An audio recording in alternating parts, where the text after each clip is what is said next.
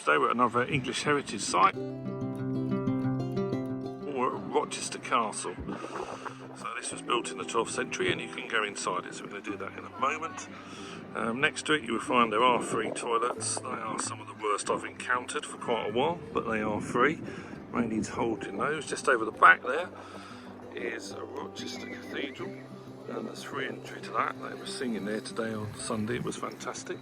There's quite a bit of space here. You're next to the River Medway. You've got an ice cream place there. You're looking at about £3 for a cone, and that little gate there, that's about 5 minutes away from a new multi-storey, which is very good, and you pay on exit, so you only pay for the time you've been in it. It works on all apps and things.